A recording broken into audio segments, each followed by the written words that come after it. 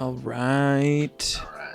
Hello, everybody. Welcome to the Beastmoon Devaversary stream. Thank you for the well wishes of the happy 2 years.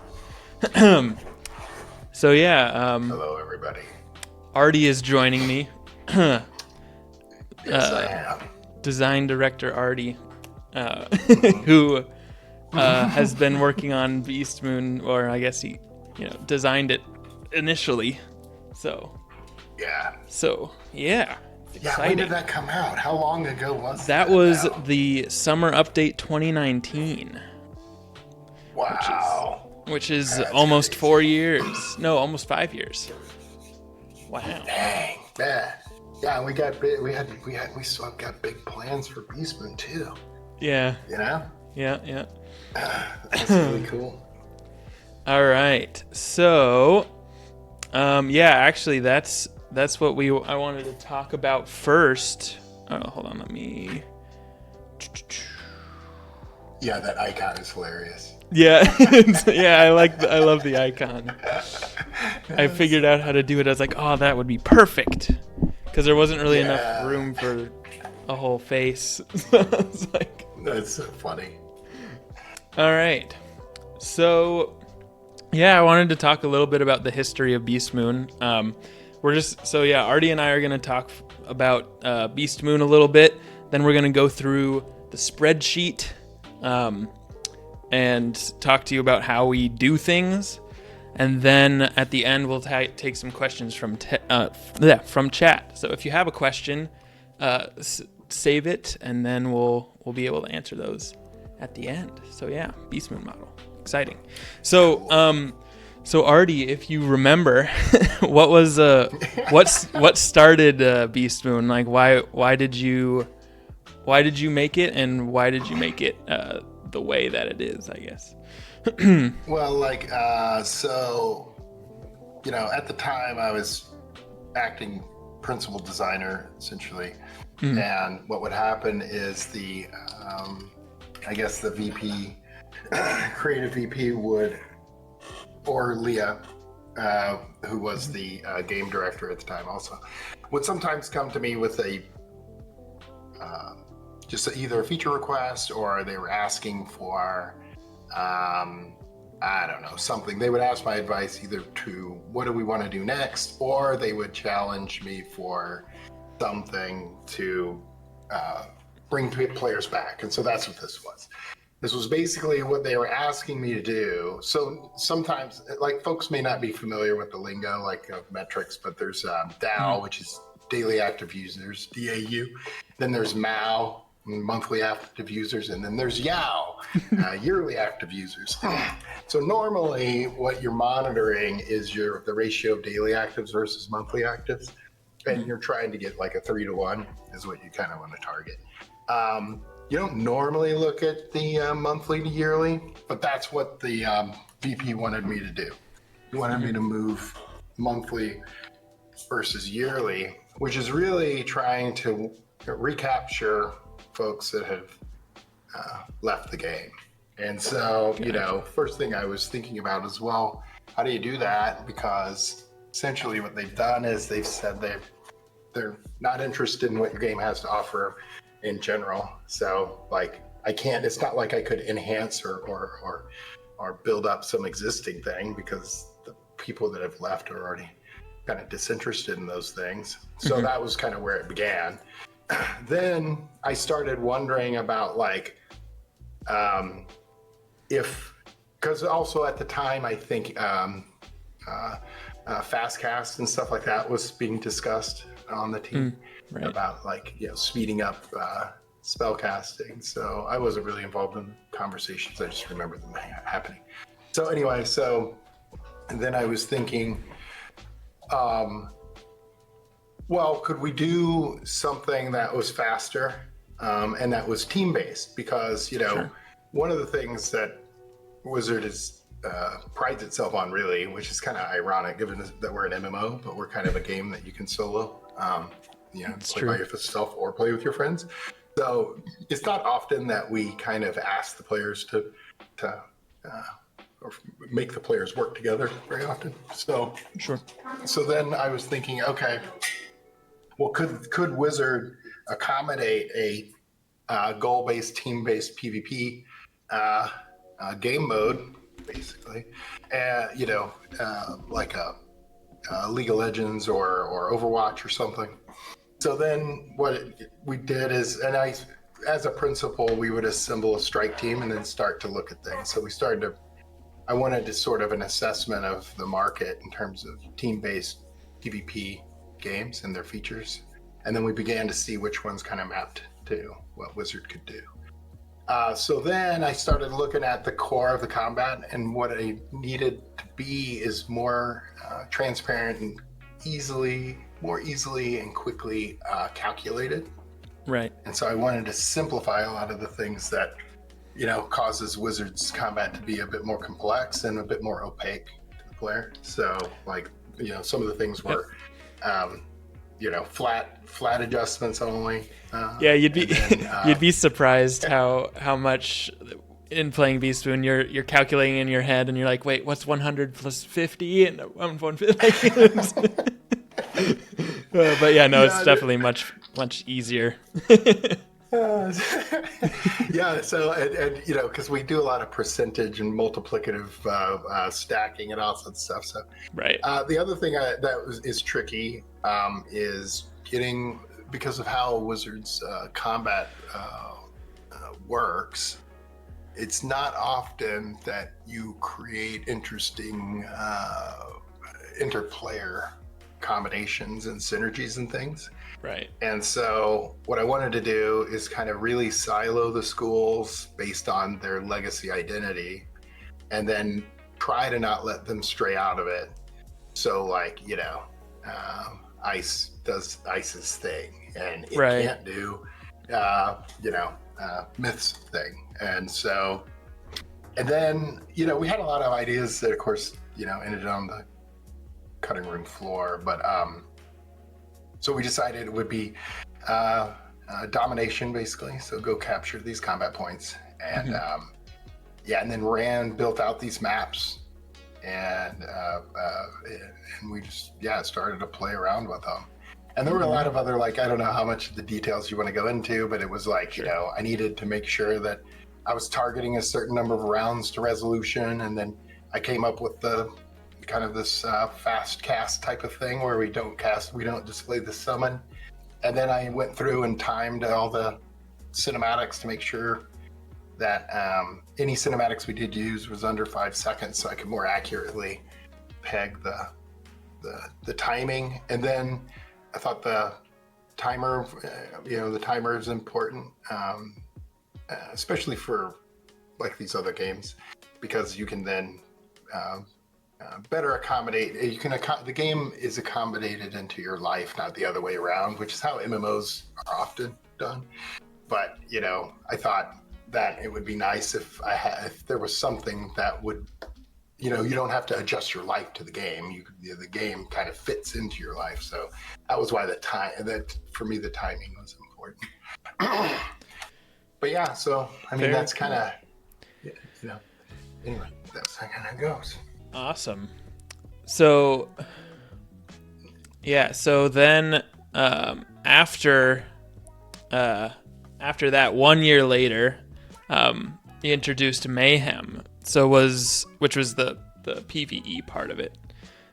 Was that always part of the plan, or did that come up later based on feedback? No. Yeah. It was kind of, as you know how I work, is things go in phases. And so right. I tend to try to have a longer view of anything. So I want to be able to build something that we can build on top of in case, people like it. Sure. So in this case, it was I created, I guess at launch, I created, 100 spells, I think. And then, we were adding, I guess, either anywhere from 20 to 50 a milestone or whatever. And then we had, more forms, and we had all the combinations of, there were a lot of things now that, I'm talking about it, and I don't want to just ramble on about everything. But, that's all right. I really wanted to work gardening into it. because again, it was to me it was an interesting timing thing.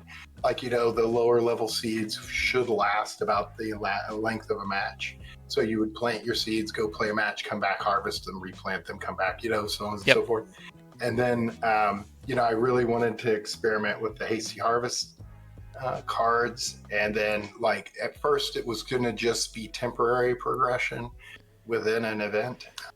But then the idea of having permanent progression seemed to be more interesting, because what I did with hand size is that I wanted to start with something really small at first, so that players wouldn't be overwhelmed necessarily by the cards they're looking at, because they're only looking at 3. But then it was like there was a break point right at tier 3 where you get an additional hand or additional card in your hand. And it was really, that was where I thought most people would thrive, is right there with 4 cards. And I did a bunch of draw probability modeling and other things. I also liked the idea of a set deck with some amount of customizability. So like you buy the battle cards. Right. And I wanted a temporary, I wanted those to be temporary. So I wanted one currency to move really fast, and that was the battle coins, and then one currency to move really slow, which was Lunari. Yeah, if you're gardening in between every match, you'll always be full on that, or be right. Yeah, you have enough battle coins to do back. stuff. Yeah. Anyway, so of course, I'm building this thing, and as we're going, of course, the ideas are flying around with the strike team. So, but you got to keep focused on V1. What's phase 1? Phase 1 was PvP domination. That's what we were going for. But with all these ideas, you kind of stack them up and you start lining them up. It's to, okay, let's see what happens. And then whatever happens, we can kind of build on top of it. And that's what Mayhem was. Right. And I really, Mayhem was really a great, because one of the things with the Beastmoon combat schedules was we asked that we could limit the number of people to go in. So then there becomes because what we wanted was a discussion or a debate, a team debate of resource allocation. Where do people go? And then who are you going to pair with, right? So that was a big deal. Like, we wanted a lot of communication happening, and the Mayhem was another opportunity for that, because some people liked the concept, and we figured that this would be the case. Some people like the concept, but they don't like competitive play. So in this case, it was, we decided, okay, so it's easy enough. Like, I had to work with building the decks and everything around the AI, which isn't the best. Try to get things to be interesting. Yeah, I noticed there's some spells that are in the decks of the mobs that are never cast. that I just like looking at the files. I'm like, oh wait, it has this spell. I've never seen that. But the AI is weird. I spent days and days reading the combat logs. I bet no one on the team has read the combat logs. To see what the AI is trying to decide to do. Oh, I didn't. Yeah, no, I haven't. That's cool. Yeah, the core AI is actually fine. I mean, all it does is because we debate it with the advanced, with our advanced spell balancing all the time anyway. It's evaluating a board state. Basically what it does is it grabs a random assortment of the cards that you get made available to it. Then it'll evaluate a board state. Then it'll begin to score those cards based on their effects and based on different AI parameters within it. And then based on its quote intelligent quotient, it will determines the probability that it'll pick the highest scored card. And so like what Sounds Matt good. had mentioned. Yeah. I mean, it works. It's just wasn't. It doesn't. I think the board state was getting had gotten too complicated. Right. Where it can't. It has a hard time assessing stuff. So then it has a hard time kind of figuring out. And I wonder, like, does it see a spell with a chromatic trap and thinks it gives 7 traps, or does it? I don't know what AI would do with the stuff we're doing now. Yeah, it's so kind of but that's why stuff. like if we go into AI 2.0, it'll be good. But one of the things that I learned with the minions and with these mobs is just you got to keep the deck size really small. And then you also have to make sure that you don't give it too many of the same, our spells in the same rank. Otherwise, its behavior gets really erratic. Sure. So anyway, so yeah, Mayhem was something, and that, you know, it that turned around pretty quick because we kind of knew what we wanted to do. Pretty much. Where it got sort of tricky is just with how we managed the timer, and you know, we were worried about how people would react to the timer. In Beastmoon's easier than in the raids and stuff, Right? Because we were in better control of the cinematics. And then I liked the fact that if you go into a combat with a mob that's casting OTs and you're not ready to deal with them, you're just going to ruin your run, you know, because it's going to take you forever, because it takes the time to resolve, you know. So at first we were like, well, that's not good. And I'm like, well, it's not bad. I mean, time's a component of the challenge. And so if you know this mob's going to cast OTs, then pick a form. I've definitely been in runs where if I pick a fire form and I try to dot one of the enemies, the teammate's like, don't you dare. Right, it's going to take so much longer. Right, especially like an AoE or something. Yeah, you got to be ready to detonate it if you're going to drop dots on stuff. Yeah, or or like if you're just having a 0 pip dot, that's not going to do much. It's like, it's better if you just pass. Right, yeah, just wait, yeah. Yeah. But yeah, so timer is cool, and it's funny. People have talked about Mayhem as being the first raid, which kind of is. I mean, you can kind of see all these things kind of as they build up and build momentum, and then we can see what people, based on people's feedback, what they like and don't like, and then we try to go in a direction that seems to be what people are enjoying. So, right, like, you know, it's not always the same. You know, context is a little different, but then, you know, when we go into the raid, we bring some of the ideas from Beastmoon and we kind of mix them up a little bit, see how people respond, and then the next raid we try to make improvements to it. So for sure. And yeah, there's still today a lot of there's a lot of people who enjoy Mayhem better, and a lot of people enjoy the PvP one better. So, you know. Yeah, I can't tell. Like, I haven't played in a while. I used to play, like, Rand was Rand is the world builder that would work on the raids with me also. He worked on this with me too. We would play every time it came up for a while, and then, you know, just that made me think, like, so we haven't had a new Beastmoon map since raids have come out, which makes sense. Like, that's where Rand's time went. But that's true. Maybe someday we can continue that. We have more people gonna be able to make them, maybe. Yeah, we should. Or, you know, we've talked about the future of Beastman and the future of what, you know, of the system. Right. And kind of where we want to go with it. And really, it's not a matter of like a lack of priority or lack of interest or whatever. It's just kind of like, you know, if you know how it is, it's like everybody's idea is fighting for space. Right. You know? And so it's just a matter of kind of, you know, picking the right time and place for it. Yep. Yeah, I feel like we should get a new one.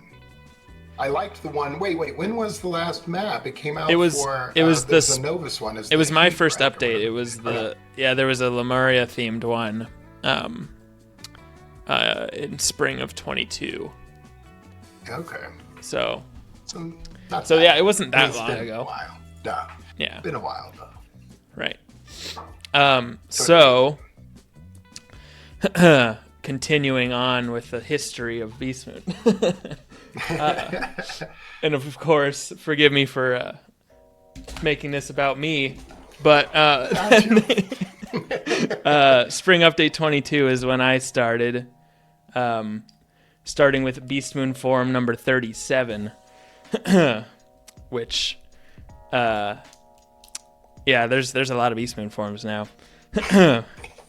And I have this I set up. Here we go. And there they all are. So... Oh, that's awesome. So, yeah.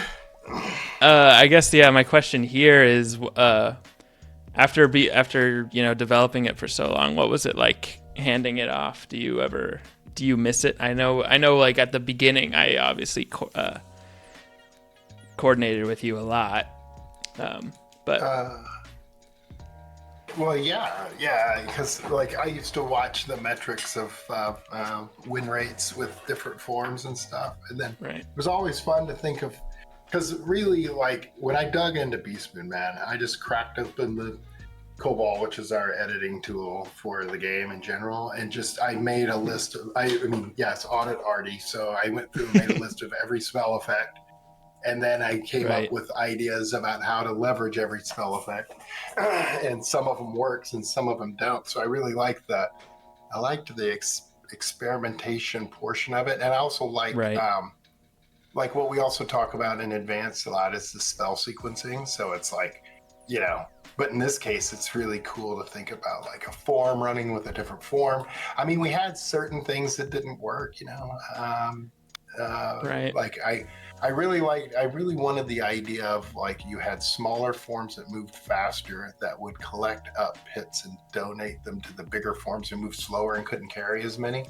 But it never really worked, you know. And I think we ended up we kind of abandoned that. But I mean it's happened before, so I know like there's like I've definitely like been a bigger form and had a like the ice elf who could carry 3 come and donate them. Yeah, no, I was going to mention the ice elf. The ice elf is the only form I ever played that really seemed to work that way. Right. Because I could shield and give pips at the same time. Right, like, that's now it feels super supporty. Right. But I picked Granite Heart as my kind of icon or whatever because I really liked the Life Colossus. He was the one I liked to play the most. Really. Yeah, the intercept is still unique to that form. I like it. That's cool. Yeah, so I missed it, and for a while there, I was, I wanted to be involved, and from the ground floor on all the new forms and everything. But after a while, I was like, man, Cam's got this. But because the other thing I kind of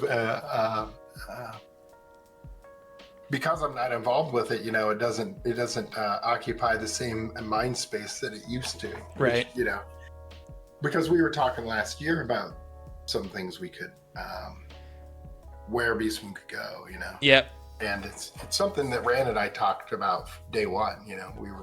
We were already planning where it was going to go, and like I said, Mayhem was just the second step in it, and then it's just really kind of yeah. We still have plans. Yeah. Yep. Big plans. Anyway. Yeah.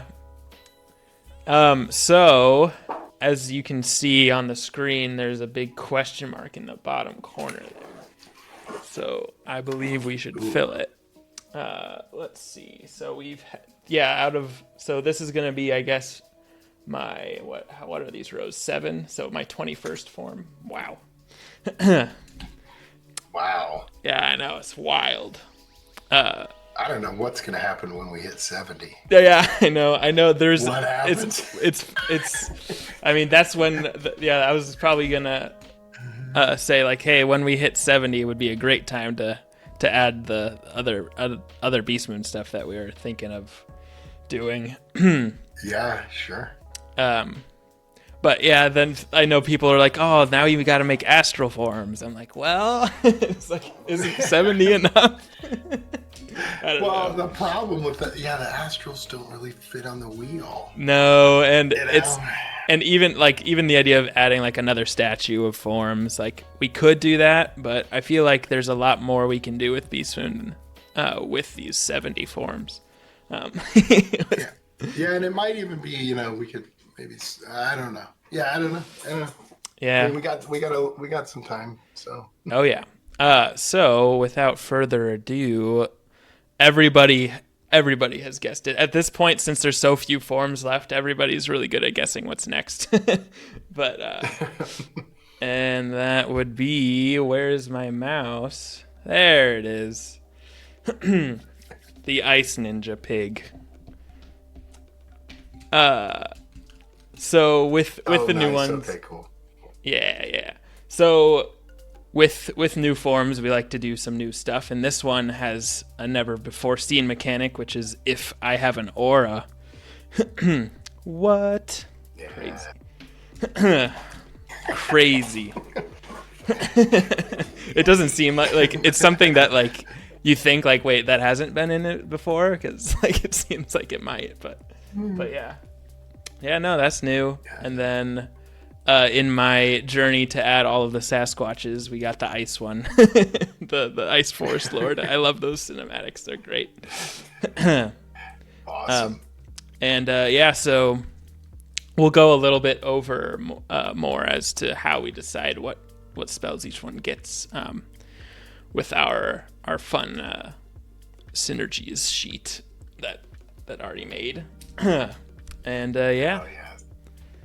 so that's that one.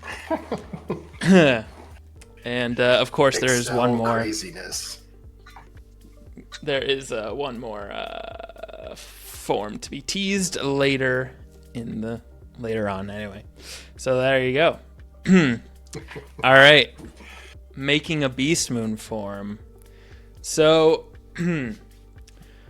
so this is something that Artie told me at the very beginning, which is that each beast form has to play differently. So I guess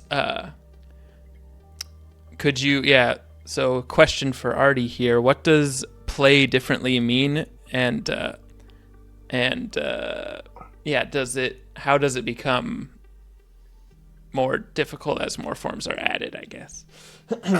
Well, like what I was wanting is each form has at least something it does different than any other form. That's, so you don't get a lot of repeat stuff happening.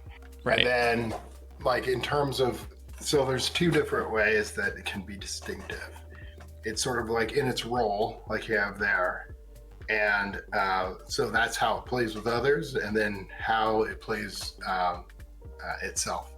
And what I wanted was that each time you play a form, you're doing different things, and it plays differently. Like what you're doing is different, what you're reacting to is different, and so that each time you play any type of form, it's not going to feel like playing any other form.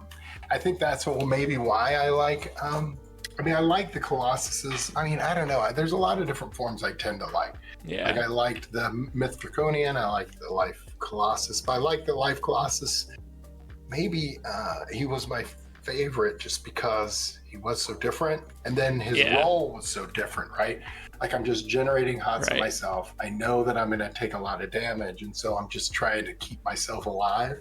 Right. And then I could keep all the little guys alive, which, that's my job. So even if I was killed because, maybe it was a turn 2 AoE or something kills me, at least the big guys are up, you know? And especially like, I remember, right? Didn't I join you guys once and we were trying to do a all life team? Yes. That was And awesome. it's still unexplainable. I don't know if we have the footage, but you as Life Colossus and me as Life Fairy beat a team that was a Storm Croc and a Storm Wolf. I don't know how. That was so hilarious. Oh, I thought it was so funny because, they had to have just thought we were nuts. Yeah, exactly. Of course, were we going to win? I don't know. But we did. I don't know how. Yeah, it's so awesome. Yeah. Yeah, I thought that was great. But and anyway, that's more and more kind of doable now. Means. Yeah. Like to me, like that's what makes it cool is like I can pick any form and what I'm doing and what my team is expecting out of me will be different. And right. So to me, that's cool. Yeah, that's something I really like about it is how different each form is, and not everyone is drastically different like the Life Colossus where they have its own like mechanic, but but they all play differently. That's fun to design for sure, and getting to be experimental is very fun. Yeah, that's what I liked most is like, I don't know how much the team really dug into everything the spell tech could provide, which is kind of funny, I guess, as an older story, which is when Wiz was in beta and we didn't have any 0-pip spells at the time.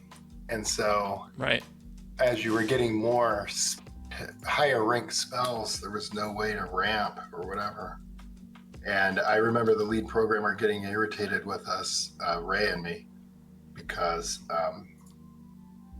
I don't know. We were just, at first we were hesitant to do anything. We were hesitant to do anything about it. I don't know why. But then that's when we were just like, all right. We're just we're going to make 1 pip spells. You'll do this as you're ramping up. And the point really was, he got irritated with this because we weren't taking full advantage of the system that he had given us. And it's true. It was right. It was a legit critique. And so when I was looking at Beastmoon, I was just like, man, we got all this stuff. We could do a lot of cool things with them. Yep. And so because another sort of problem or challenge the team was facing at the time was they were feeling like they were running out of design space for spells, which is one reason why, that just kind of makes why Beastmoon. Yeah. Well, Beastmoon is ridiculous because, of course, they're saying that. And I'm like, okay, well, I'm going to make this system with this with 100 new spells. I'm going to make 100 new spells. So here's 100 new spells. I said, no, there's plenty of design space if you just kind of, I guess think about it differently. Yeah, and now we're going to be at 580 Beastmoon spells. We're still have, and there's still room. Physical version. Yeah. We should make a physical version of it. Oh boy! Oh, a physical like a physical deck of the cards. Oh my goodness! Yeah. That'd be so fun. No, the programmers would get irritated, and it's not that they weren't irritated with me per se. They were kind of irritated that some of the spell effects were kind of engineered for single purpose. Right. And so, they're still helping us now, right? We'll ask for them to make each effect more fully featured. Yep. So we have more ways to use it. So at the one time, they're frustrated probably because they mentioned the same thing when it was originally requested. And then I'm discovering it, and I keep asking them about all these different effects and why they don't work or whatever. And then just slowly but surely, we're making them work more, and so more tools in the tool chest. More spells. It's cool. So, the Rochambeau, were you and Ratbeard working on like the Beastmoon one and the main game one separately, or were you kind of together? I don't remember which came first. The Beastmoon came first because Ray was still working at King's Isle when I was doing this, and so we would chat about different things. And of course, I remember the old little poems or whatever you call it about the different relationships between the schools, right? And then I guess over time that relationship got lost in Wiz, and so I grabbed this old image of the spells and how they kind of are related to one another. And then the whole idea is that if you learn, it's just like in any game that has kind of these wheels, whether it's whatever, I don't know. Now I can't remember like a game, like maybe Zelda or something, where they have these sort of relationships of base magics. And the whole point is that when the player gets familiar with it, then they can more intuitively devise a strategy against an opponent if they can identify the schools. Yeah, you should see the wheel for Pokemon effectiveness types. They've got like 20 of them. But and the reason why that the wheel we brought it over to advanced combat was largely the same type of thing. I know some folks are burdened by the number of puzzle bosses, and normally because there's not really a way to decipher or anticipate the challenge, because the bosses are engineered to do something specific, and you either have to look it up or trial and error or something like that.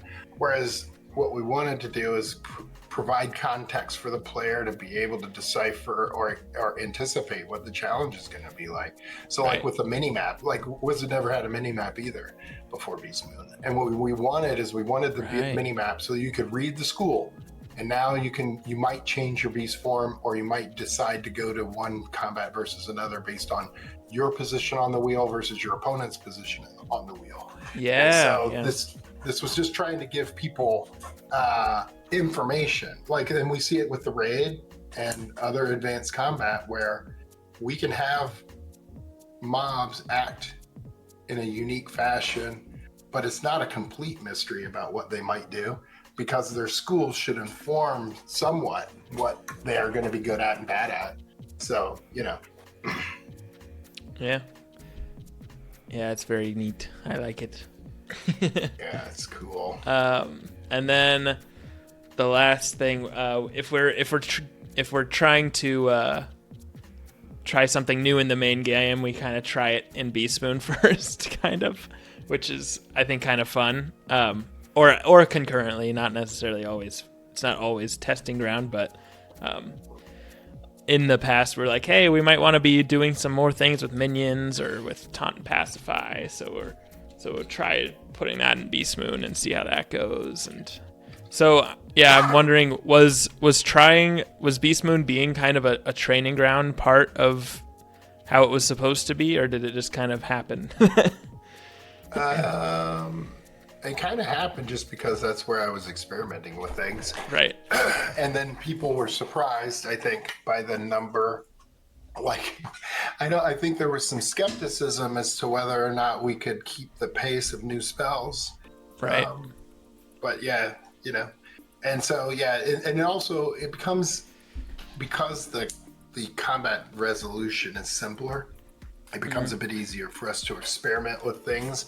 And, within that meta, because we have better control over it, right?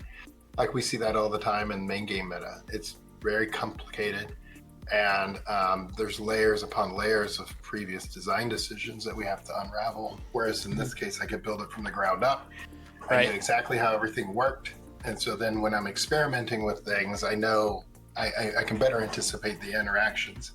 I've seen. I can't wait to see this spreadsheet. Because I know, there's periodically critiques about how we attempt to structure things in a mathematical way, organized way. And the reason is because like the system attempts to emulate the interaction in a general way, because the game, even Beastmoon, is complex to the point we couldn't model all the permutations of interactions and things. Right. And then, but because Beastmoon, I understood it so well, there were, stuns aside, like we won't talk about stuns, but beyond stuns, I felt like I had a good sense of not introducing something that would be too powerful.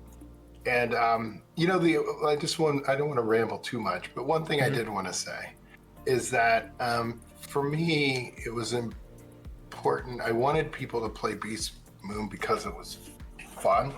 Right. So there was no reward crossover really to main game. It was all kind of internal. Self-contained, yeah. Yeah, self-contained thing. And the reason is because, again, if we're trying to do a win back, the rewards needed to be interesting to the people who are engaging in this, because they weren't necessarily interested in that anymore. So anyway, that's why, like, we have it all that way. So yeah, it's still mostly that way. It just does have some spellments, yeah. Yeah, it does. I mean, yeah, I'm not super happy with that, but we're working on it. All right, and now we go into the spreadsheet. So I'm going to be showing you a modified version of the real deal that we use to design Beastmoon forms. So, let's move on over there. Yeah, I can't wait. Oh boy. Here it is. So I don't know why I kind of just picked Storm Pig as the as our guinea pig, I guess, as to what this will look like. So this is the sheet where we design the spells. This is the shorthand. So and as you can see, I've gotten better at learning at how to read this, and I think this actually has some mistakes in it. Whoop. But anyway, I had to learn how to read it, and then I had to write it. And so, but it's written this way so that a different sheet works. Right. But yeah, so this is the in-game name, which is, just the polymorph number and the spell, and then this is the display name that you guys see, and then the cinematic used. And as you can see, some formulas are broken, but that's because I deleted a lot of stuff. So before we deep dive into exactly what's going on here, let's look at the poly synergies sheet. This is what I was talking about earlier, where it describes how the types of spells that each form has. So I have the storm ones lined up here. Whoever can read this, yeah. I mean, y'all asked for the spreadsheet stream. Here it is. All right, let me see if I could zoom in a little bit more. So like if you look here, it says counter. So all these forms counter dots, and you can see that, okay, the Storm Colossus has one spell that counters dots.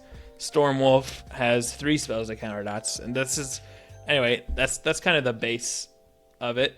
And then you can kind of see if there's any holes here within the Rochambeau that would be new. And you can also see the roles here, how there's a variety of roles within Storm. And so if there's anything there that we would want to fill a hole there as well. But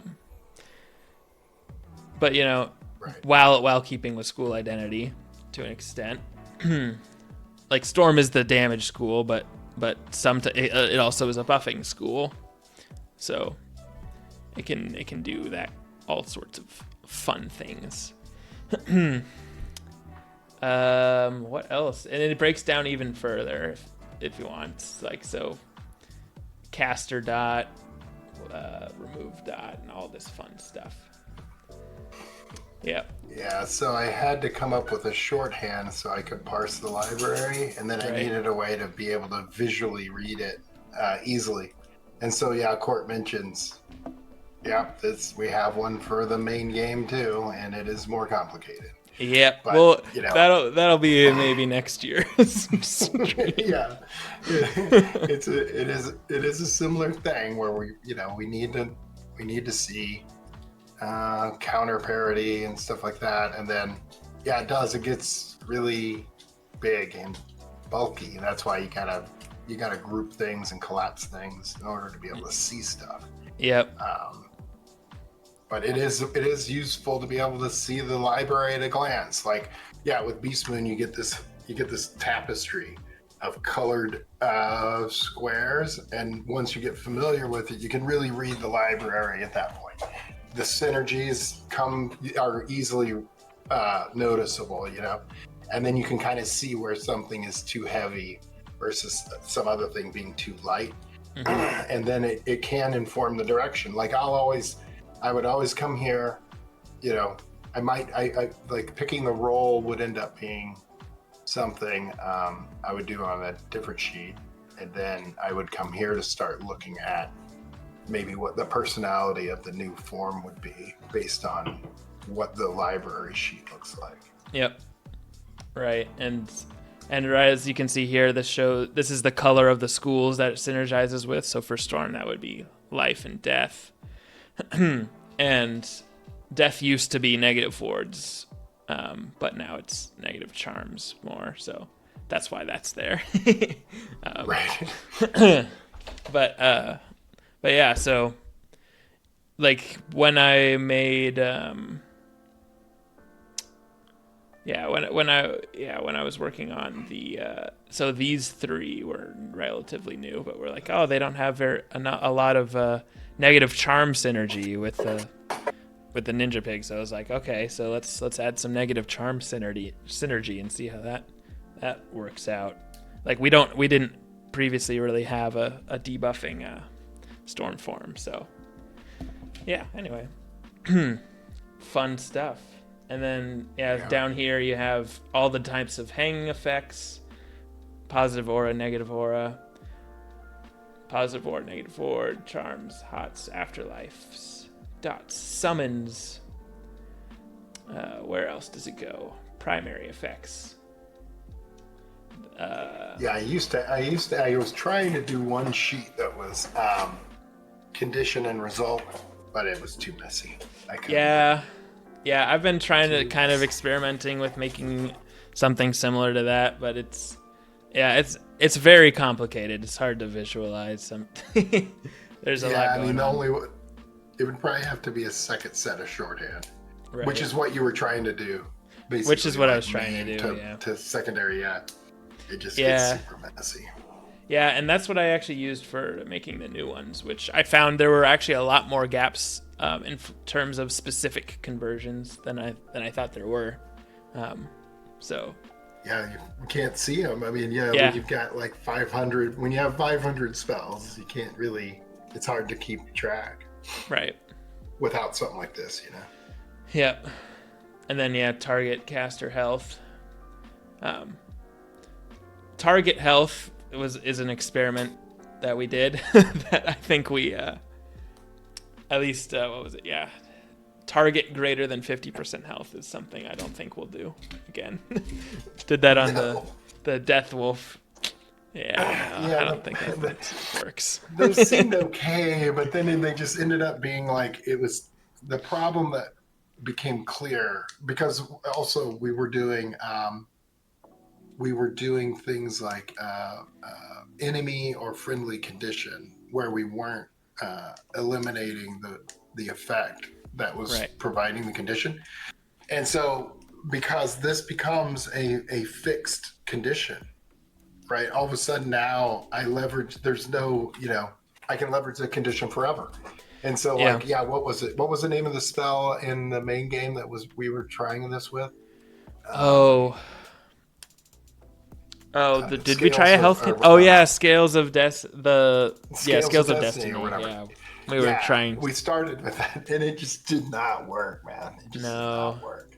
Because the only one that I think semi works is the one that's on the Storm Crocomummy, which is if I have less than 50% health, so it's just kind of it's better because the opponent gets to control that to an extent. That one is fun though. Yeah. Like as soon as you're under half health, you just and it makes crazy. It makes you think differently because like whenever I go against a Stormcroc, it's like, okay, we can't hit it until we can kill it in the same turn. Right. Yeah, you gotta kill it in one turn, and then on the flip side, I watch it, and you kind of know when somebody knows because when they're a healer or whatever, because they won't heal you above half. They'll keep you alive. Right. Other people try to heal you up like normal, but then it just robs you of power. Chain stunning was a thing because it used to be programmatically handled to give stun blocks, and that annoyed me. So I told them to remove it, and then we've been experimenting with how to counter stuns a lot. I did, and it's not working. I don't know if it's working. We tried different things. Like on a new one, I had like an AoE stun block, and we had a stun block aura. We had a just pretty much creating a stun block for free. It seemed like, but Just never worked. Yeah. At one point, I had tried to do a synergy on stun, but that doesn't work. I mean, I just. Oh yeah, like if opponent is stunned. Yeah, and just some folks know I probably just. I mean, I really don't like stun, and it might be because I couldn't get it to work. Yeah. It just wouldn't work. But oh well. Yeah. Well, I mean, this is. No. You can definitely say you tried. Yeah, man. Yeah, I was hopeful. I was really happy and hopeful with the aura, but I mean, it just doesn't work. It just doesn't do it. Yeah. So, yeah. All right, so let's see. Yeah, go. So, we go from this shorthand to a slightly longer hand, which, and this is more how you would read the card, and pulling from the other side, which I'll get to, and this is what we send to writing, this kind of thing here, so that they can name the spells based on that, and what the cinematic is. It also helps. It also helps us when we're looking back at it, like, okay, what does this do again? Like, oh right, add a blade and then remove a dot. Okay. So moving more to the right, we have the cost in battle coins, which is based on the pip cost. And then we have, of course, the card type, and then this is where we just put the specific effects of each one, using internal language for it makes it easier to implement later. And then the sheet is smart and figures out all the values for us based on the combat model over here, which is a huge sheet. And there's a lot in here, but I figured, and Artie, tell me if you want me to expand anything, but I figured we could just show them the damage one, because that one at least makes a little bit more sense.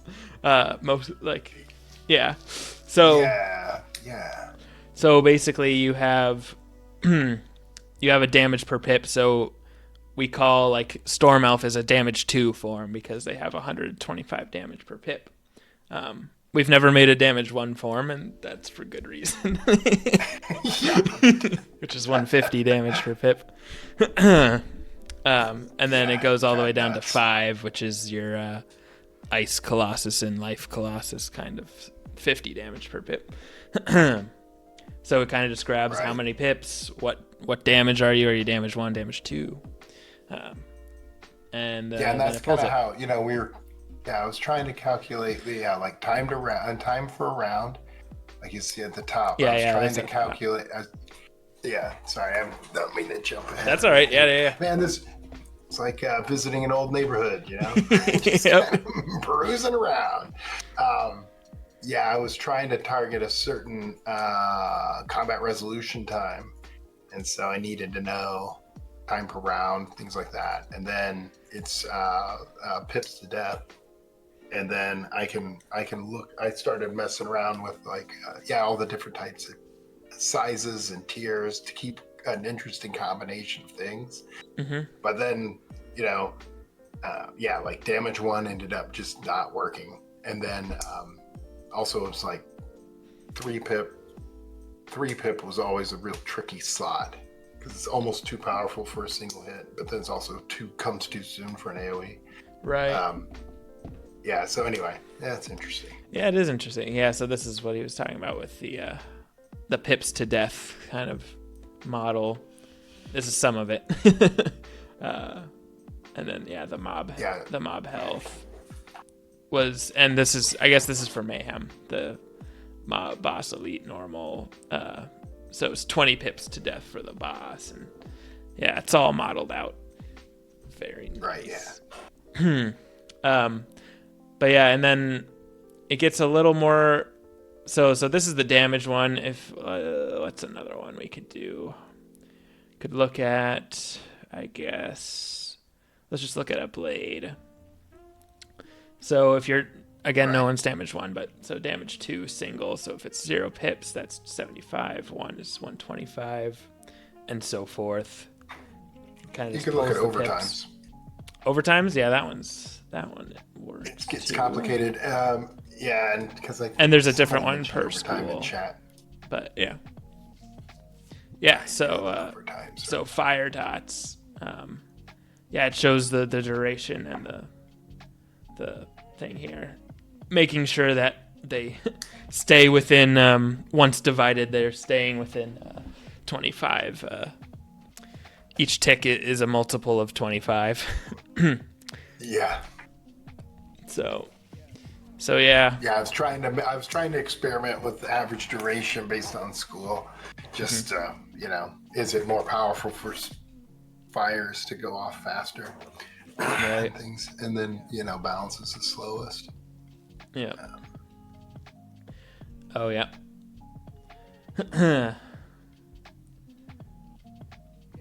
So yeah, I was playing around with durations here. Very. Oh yeah. Fun stuff. Yeah, because it's interesting. Because like if you think about a school using overtimes as synergy condition mat, then balance would be the way to go, or myth.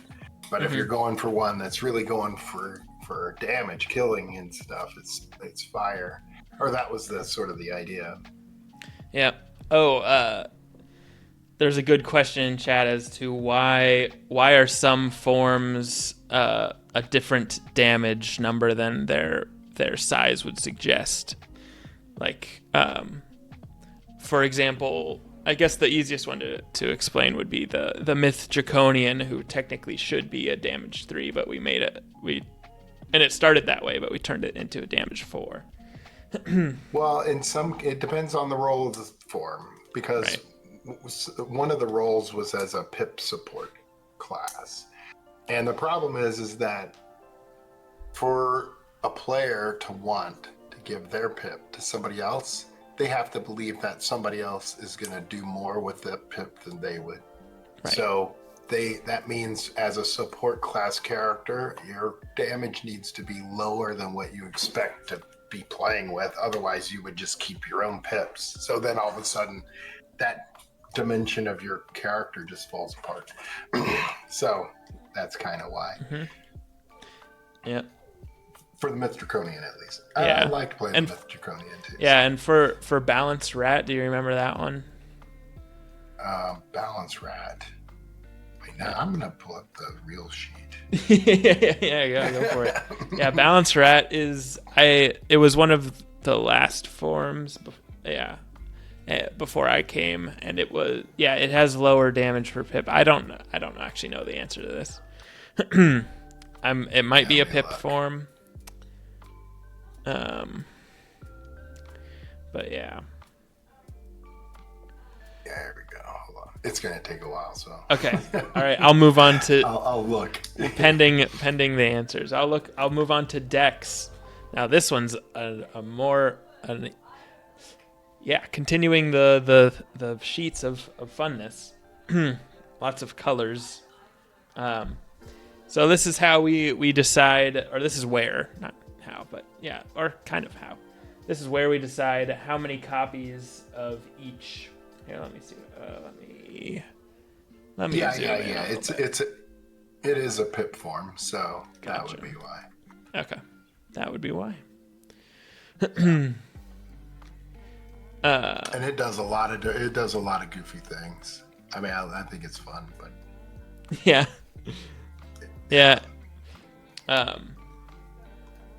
So that would be that.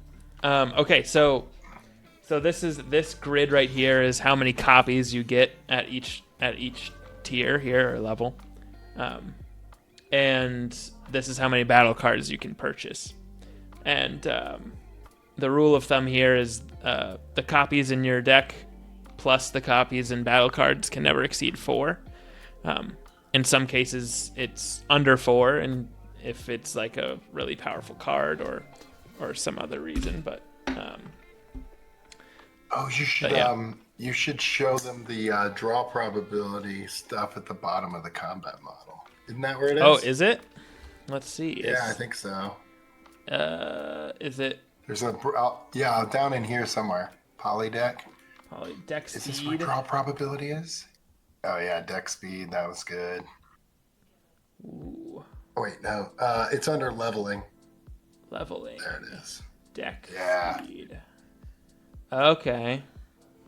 So I'll open 1, 3, and 5. Whoops, that was 1, 5. Yeah, so there's the opening hand draw probability, then the draw probability at turn. Mm-hmm. So that's kind of how I was, because I was reminded when you were going through all the copy counts and stuff. Sure. Because, this is where I was trying to build out average copies, max copies, hand size, total deck size, and then draw probability. Mm-hmm. Yeah, wow. Very neat. And is this how... I was about to go over the... how each form has a suggested pip distribution of spells. Right, yeah. That would... Is that it there? Above there? Because I break down the schools... Yeah, I break down the schools up there. Okay, so that's by... effect. It might be down. Right. No, that's mob decks. Yeah. Oh no, well, speed right there. It's under deck speed. Yeah, and then what it would be is it's like there's deck speed, and then I add the deck speed distribution here I match it with the school, and then that starts to give you recommended cards per rank. And we've talked about this too for advanced. Like, is there a way that we could get some schools to want to live in certain rank ranges versus others? Mm-hmm. But it's difficult to do. All right. So so all this informs. It's not updating right now, but wow, that's zoomed in. Whoa, not what I meant to do. Oh my goodness. What is this? I've never seen this before. Okay, I clicked a button I wasn't supposed to click. All right. So anyway, this usually, I guess it's not, but anyway, this kind of shows like what the distribution should be like across ranks. So then that helps inform how many copies we give to each one. For this one, like I chose to give the pig 3 of this negative charm spell over the damage spell, because this is the only negative charm spell it has, and that's part of its identity. So I figured that's one of their bread and butter spells for this form. So that's 3, and then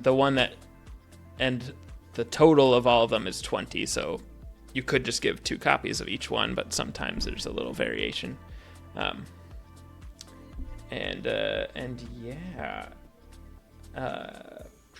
never really scrolled this far. I usually just kind of go here. And of course, like at the breaks, like giving more copies of battle cards or more copies of cards at different ranks helps incentivize leveling up. Like you might get 2 copies of a spell that is important at a higher tier. Yeah, so this sort of analysis in terms of copy or card count and spell type is all kind of informed from the poly details sheet, but which is fine. It's, right, which isn't here. Yeah, it's not here. But anyway, that's kind of how it all populates in and then evaluates it. Yeah. Yep. So that's cool. Very cool. All right, and then this is just a cinematic sheet that it's short. It just kind of shows all the cinematics and how long they are and how many times we used them. Obviously, I deleted all the things, so it's going to say each one was only used once. But but yeah, I always like to add new ones when we can. Of course, try not to use super long ones. I definitely made a mistake with Gaze of Fate, but we'll probably be changing that another time. But yeah, so I ended up just I just did a conditional formatting to make if it's between 4 and 5, it's yellow, and then if it's above 5, it's red. Yeah. Yep. And then the last one to go over is I just wanted to go over how we choose which forms are unlocked or craftable or on the progress bar. Basically, it's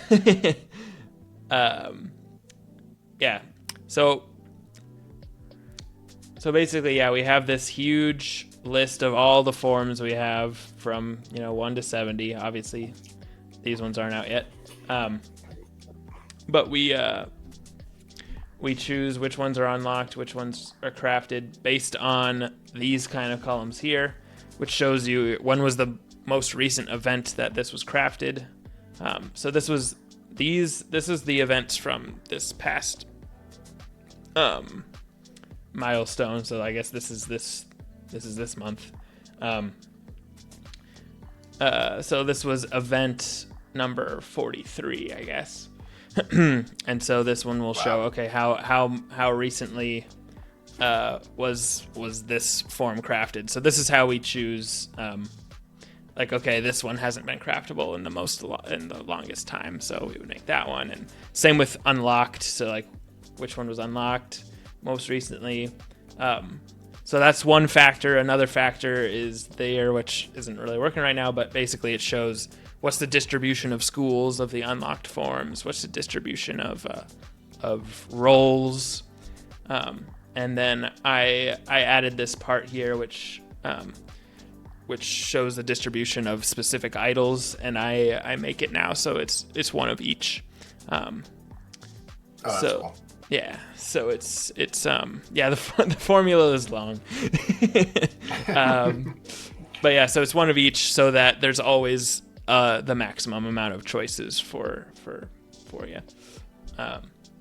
And then this one shows how many times it's been unlocked. So yeah, if anybody is ever asking hey, because I get the questions all the time, hey, when is this one going to be crafted? I was like, well, it'll be, if it hasn't been crafted in a long time, then it'll be next. But if another form has been longer, then that one will be next. But yeah, and most recently we made it so that we rotate 6 idols instead of 3. So hopefully they'll come up more often. Yeah, there are different acquisition problems that have come up because Beastmoon's been popular and people like it, and so we make more. Right. So it's a problem we like to have. So yeah. I remember I used to try to create a distribution with a deficit. So, and then I would put it on the progress bar, so that either people who played before would feel better because they could fill in the gap, or people would play be more interested in getting the thing off the progress bar. But now it's that probably wouldn't work now because so many people have so many things unlocked. Right. All right, and this is kind of the end of the presentation portion of the stream. So I'm gonna go back to the other screen, and I guess I'll start logging in. But I guess now is the perfect time for Q&A. So if you have any questions for me or Artie, and I don't know when you have to Artie, but do let me know. Sure. Really appreciate you being here at late hours. Yeah, sure. It's good times. the first question I see: who spent an insane amount of time creating all that? That would be Artie. Yeah. How long did it take you to make all the sheets and stuff? Oh, I don't know. I mean, we got Beastmoon turned around in a milestone. Wow. Yeah. So. Not more than a few months. Yeah, a couple of months. Like, yeah. Months. I mean, it took some time. I mean, like I said, at the time, I was operating as a principal. So, Right. like, I guess the thing I did before this was would have been the decathlon, maybe. Yeah. So, That's a good one. yeah, it's the decathlon, and then so this, and then I needed to. It took probably a month to get it kind of sorted out. Right. But then it was just like, you build onto it over time. Like, for instance, like, I'm just looking at the calendar on the full spreadsheet. Yeah. And like, a lot of these things just end up emerging through need, right? Like craft and progress bar. And I needed to track when something was on a progress bar, when was the last time it was on the progress bar, things like that. Yeah. I've been envisioning once we have all the 70 forms out, that I could build I suppose 70-month plan that we just rotate. then we don't have to design it again, but we'll see. Yeah, true. We'll do that. Yeah, I don't know. I was just trying to think. Yeah, I don't know how you expand it really. Beyond 70, I don't know. I don't know if we need to. So like I've had some ideas, like if we had a version of the event where only like a random statue is chosen, and that's the only statue you can use. So like you would just have 6 elves on both teams, and you just kind of yeah. I feel like that could be I could see that. I could see that being fun. Like, I mean, the only problem I was just trying to think, how do you do it? Because what I didn't want to have happen is that if you had a favorite form, you couldn't play it. True. Then true. it becomes a problem. Yeah. So. You're not wrong. Yeah. Wait, it says what the happened? All Colossus with the one would be Beastmoon rough. Yeah, that's true. Yeah, that's true. That's true. Oh well, maybe just an idea. Yeah. Wait, what happened to the Beastmoon bundles? That is a good question. Happened So Beastmoon, Lunarian Beastmoon idols have been out of the Crown Shop for a while because I think the Lunari overstacking didn't work properly, and they were losing out on it. Or it wasn't warning them. Yeah, once they were overstacked, it wasn't stopping them from buying it or something like that. I don't know if we even. Yeah, we should check on that. I haven't looked into that in a while. Nah, that's fine. But yeah, people have been asking for Lunari back. That is for sure. Oh yeah, I assumed this question would come up. Which is nerfs / Beastmoon audits. When will those be? Just of form spells and stuff like that. Change reviewing all of them or something. Yeah, reviewing them and nerfing or buffing forms. Oh, which one needs? Well, yeah, which ones? Yeah, there's a few that like. So I mean, I just recently looked at the win rates, and it's interesting. Like the ones. No one really complains about the ones that are winning the most. Actually, maybe that's not true. But the one that's winning the most right now is the Mythrat. But it's less annoying, I guess. like people. Yeah, wait, Mythrat was OG, wasn't it? It was, yeah. It was like one of the first 10. It was, and it wins the most. Second, I think. What was? Is maybe or in the top 5 I know Storm Elf and Life Draconian. What else? I think Death Wolf is up there now. But yeah, anyway, there's some forms that could use a second look. It's got to be the 250 damage. Yeah, and I had said I wish I kind of don't. I'm hesitant. Maybe I shouldn't be, but I'm kind of hesitant to nerf forms, because I know the feeling of like spending all that Lunari to get tier 5 or whatever, and then your form being nerfed. Right. So I was hoping we could do some sort of respec system that would allow you to get some resources back if it gets nerfed. And then buffing we can. Yeah, and go ahead. Well, win rates are tough because it's a team thing. Right. And so right. The question is why would Mythrat be favored? Well, and it also on counts. The one hand. Yeah, go ahead. Well, so on the one hand is because it's old, more people probably have it, and more people probably have it higher tier, and it may be a favored form in general. And then, if people know how to play it, then they'll probably run with somebody that keep them alive.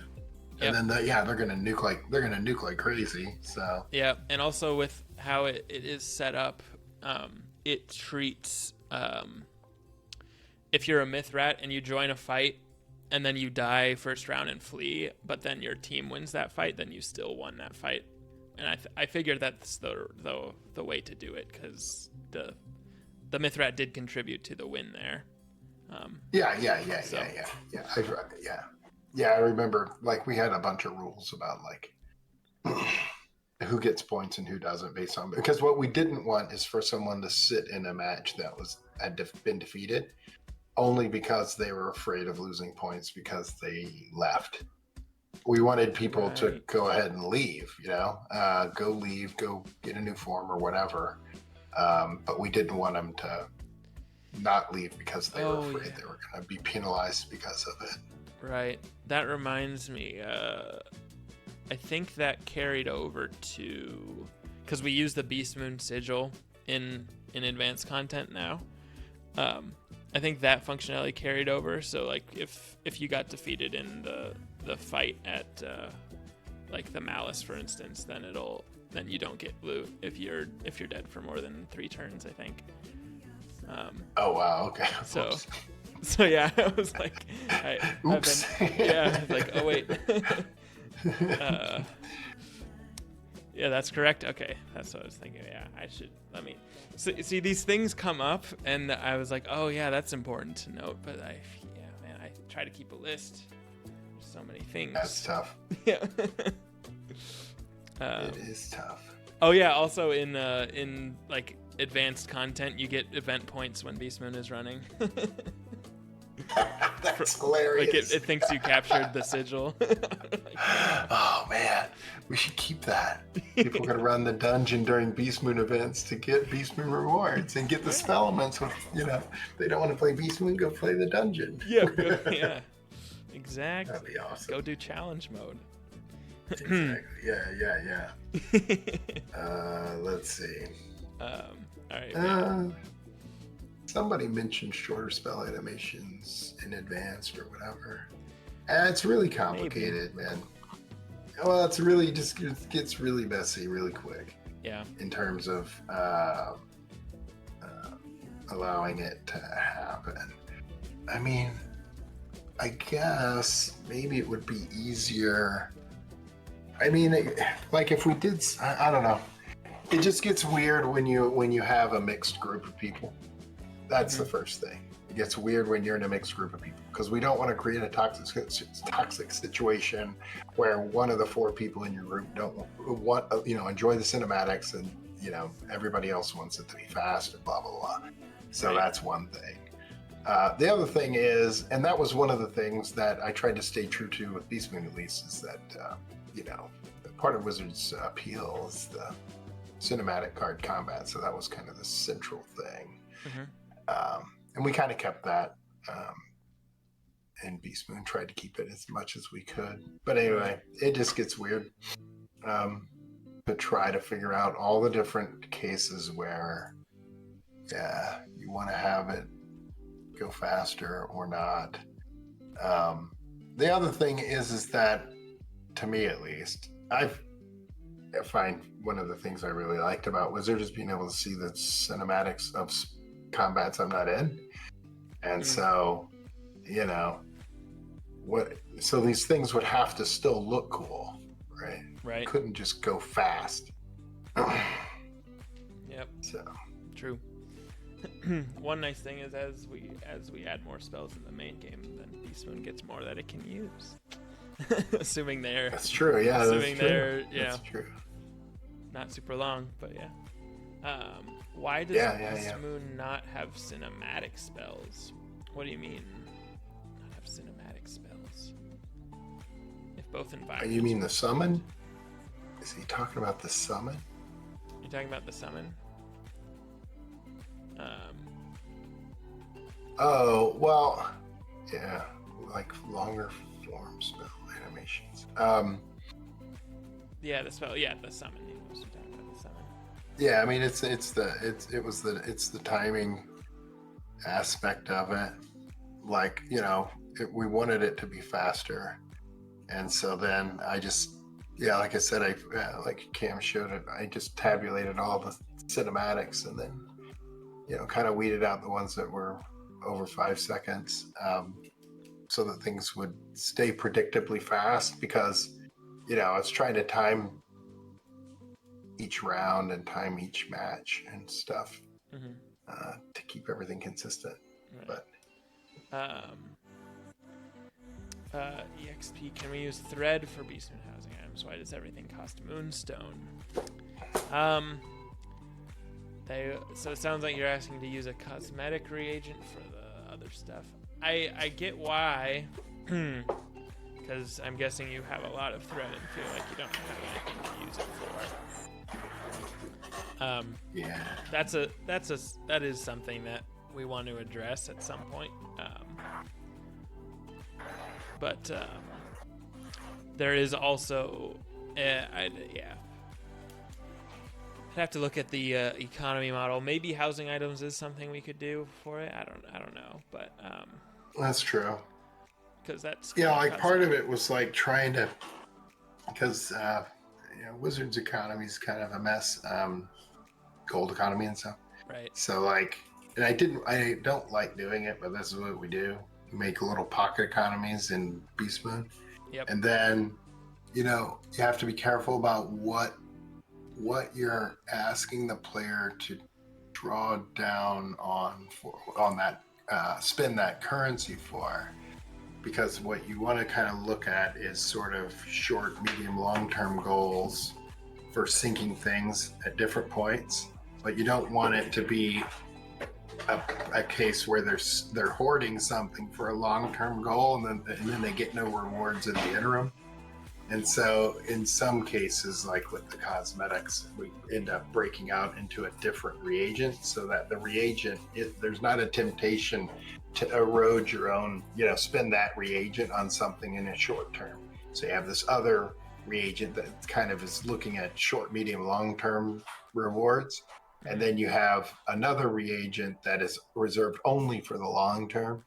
So then, you know, you can still get these little periodic rewards without slowing your progress on the long-term rewards. So anyway, but yeah, you know, it ends up like sometimes if the sinks aren't sufficient, and especially with a durable, it's hard to maintain sufficient sinks on a currency faucet that is persistent. So, like, we may need to look into some other things to let people sync out that, use that currency.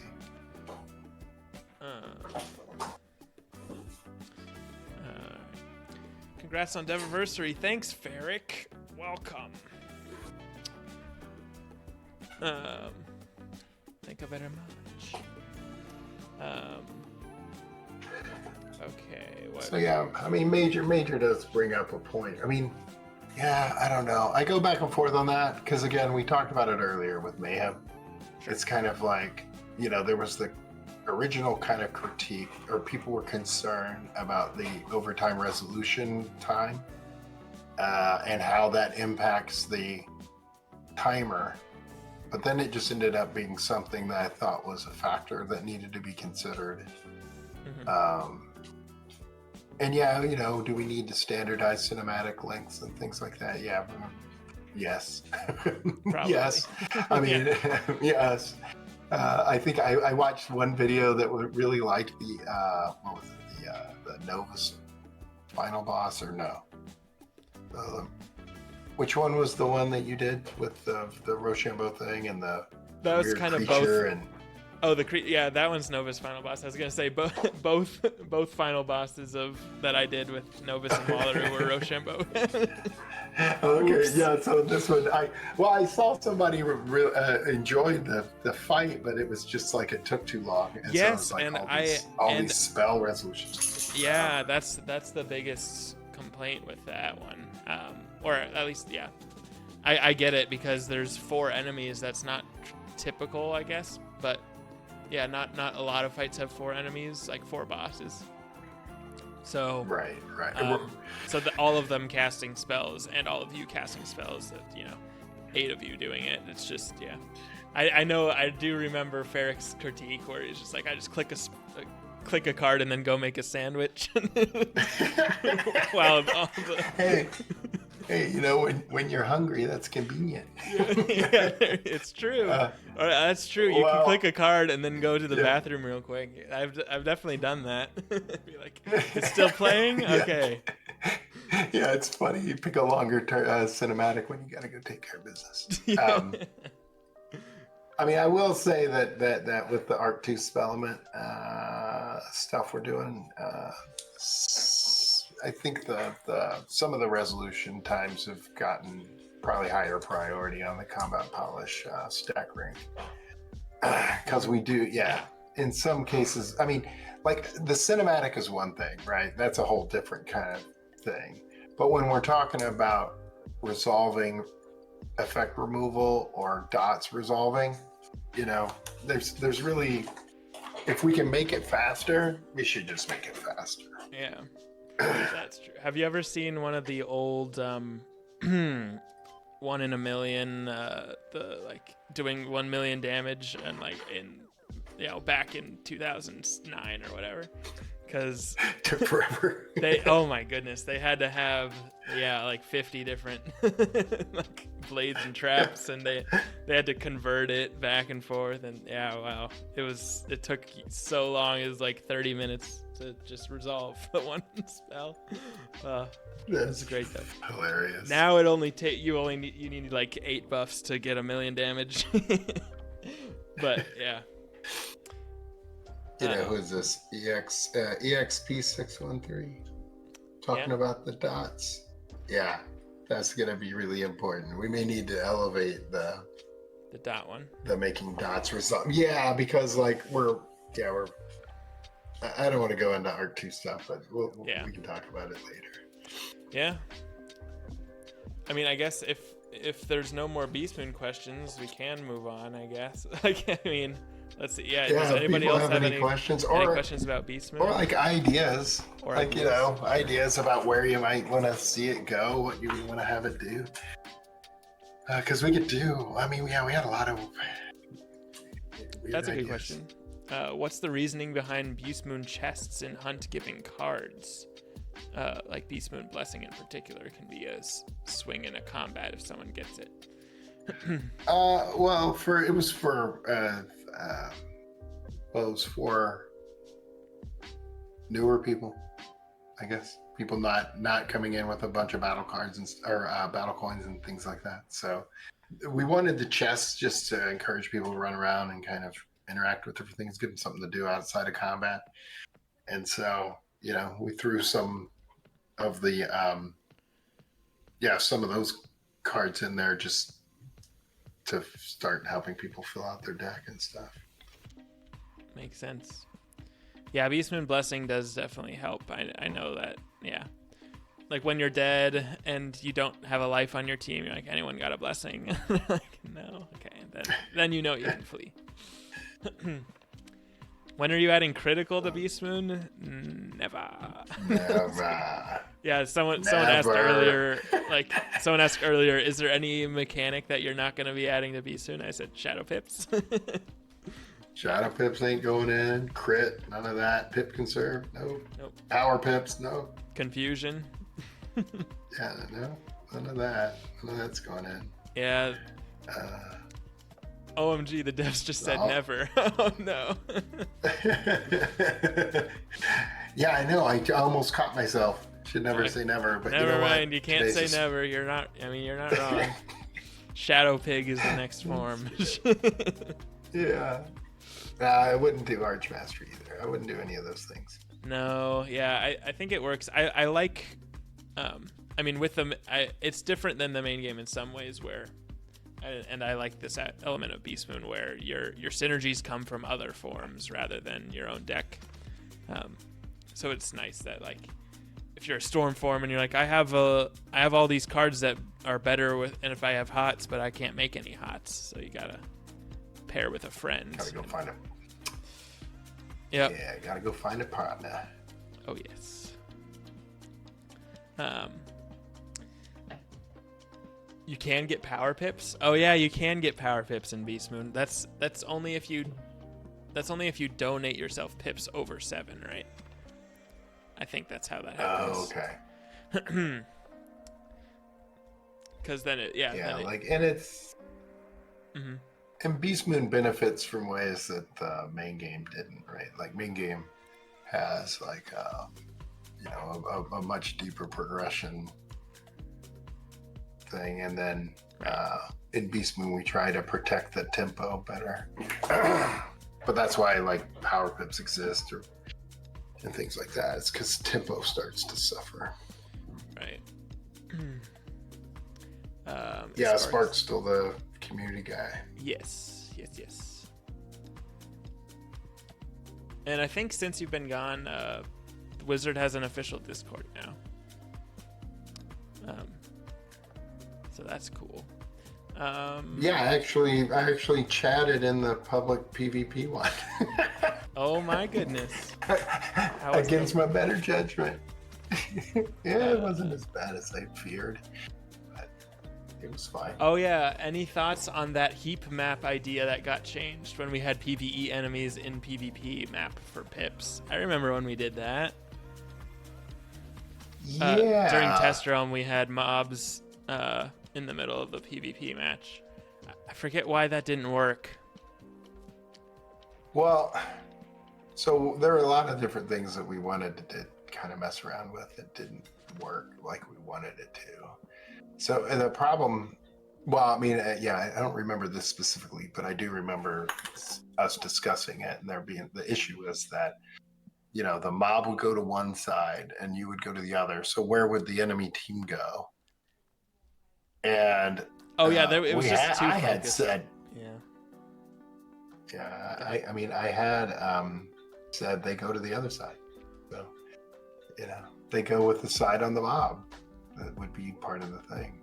But I think it was the game became too focused on fighting the mobs. There wasn't a lot of the PvP part going on.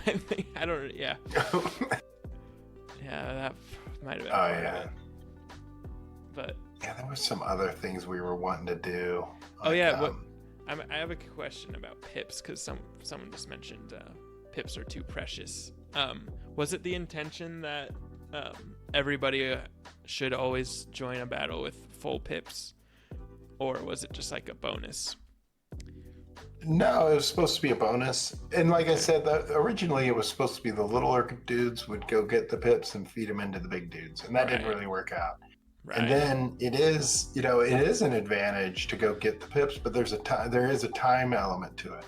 And some of that may have gotten lost in some of the maps. Like we had a travel time distance to pip to from spawn point to combat sigil, where we could say, like, if you're going to be gone, you're going to miss a round, and sometimes that's important, Yeah, and it's hard to describe this to new players because they always feel like they are messing up if they don't have a pip. But I've been in a 1v2 situation at like Moon, and then and then one of my teammates will run right past me instead of joining my combat. I'm like, where are you going? And they're like, I don't have a pip. I'm like, just trust me. I'd rather have you here for an extra turn than have you come in with a pip next turn. Right, because I noticed that too sometimes, and it may be like, maybe we need to revisit the respawn rate or something. I mean, there was supposed to be a risk involved in getting the pip, and there is, like you said. There is, yeah. Like if you're doing 2v1 and somebody's obsessed with getting a pip, then you could be screwed. They're going to come back and it's going to be over.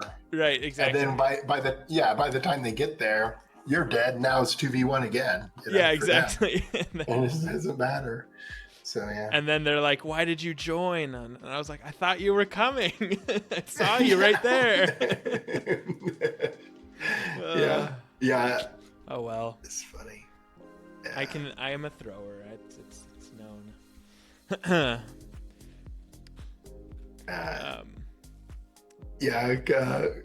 Court is funny. It was being in Discord.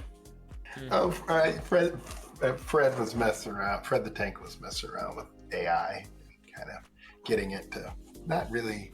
I criticized the advanced stuff, and so I just couldn't resist. I'm like, it's not really a criticism of play counterplay. It's really just talking about balance issues and tempo issues, which we know we have. So it's like, and then I was like, I'm gonna regret diving in here, but let me just say this, and then I'm out of here. Yeah. But it ended up, folks were cool, so I stuck around and chatted a little more. Oh yeah. Corda did not say Rochambeau was bad. That's not what it said. Right. You see, he wants me to go back into the chat. That's what he wants. Someone was trying to use a large language model to make a convincing argument. Perhaps. Yeah, exactly. It was funny though. Oh man, I'll have to read it. It was cool to talk to folks about it. I mean, Discord's it's total madness. Yeah. I mean, it's useful for the 5 people you're talking to, but for the other 9,000, they all come in groups of 5 asking the same question. Right. Oh no, I can't do it. Can need some downtime so we can chat in Discord.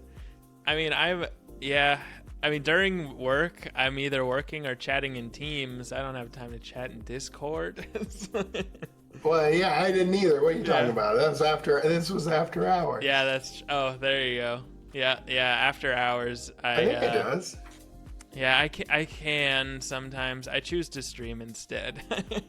But yeah, I probably should more. Yeah.